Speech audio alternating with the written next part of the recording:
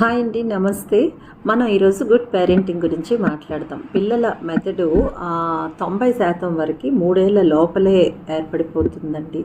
ఆ వయసులో ఎలాగంటే ఒక అయస్కాంతంలాగా అందిన సమాచారాన్ని అంతా ఆ మెదడు గ్రహించేస్తుంది.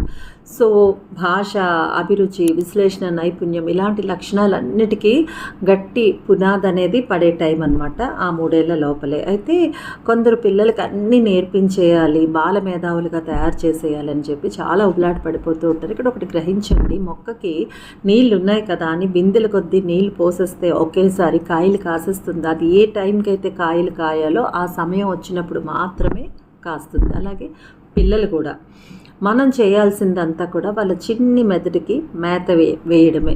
కథలు, మాటలు, ఆటలతో వాళ్ళ బుర్రకి పదును పెట్టాలి.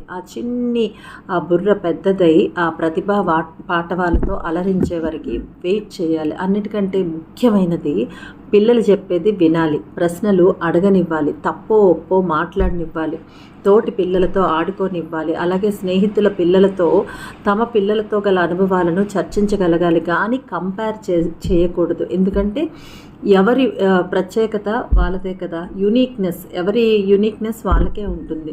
పిల్లల్ని తీర్చిదిద్దడంలో మాట అనేది చాలా చాలా ముఖ్యమండి. తల్లిదండ్రుల మాటలు వాళ్ళకి ధైర్యాన్ని ఇవ్వాలి, అంతేగాని ఇంకా కృంగదీయకూడదు. విలువలు నేర్పించాలి, మంచి అలవాట్లు అలవడేలాగా చూసుకోవాలి. అండ్ పిల్లలు పెద్దవాళ్ళని చూసే వాళ్ళు నేర్చుకుంటారు. ఏదైనా పెద్దవాళ్ళు టీవీ చూస్తూనో, మొబైల్లో మాట్లాడుకుంటూనో, స్నేహితులతో కబుర్లు చెప్పుకుంటూనో పిల్లలు వచ్చేటప్పుడు వాళ్ళతో మాట్లాడడానికి పోయి చదువుకోండి, పోయి ఆడుకోండి అని అంటే వాళ్ళు చిన్నపుచ్చుకుంటారు.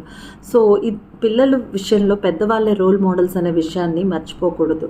వాళ్ళ ముందు అసభ్యంగా మాట్లాడడం లాంటివి చేయకూడదు. అండ్ పిల్లల్ని ఏంటంటే ఆర్డర్స్ వేయడం, ఆదేశించడం, ఆజ్ఞాపించడం కంటే కూడా ఆడుతూ పాడుతూ చెప్పాలనుకున్నది వాళ్ళకి చెప్పగలగడమే గుడ్ పేరెంటింగ్ అండి.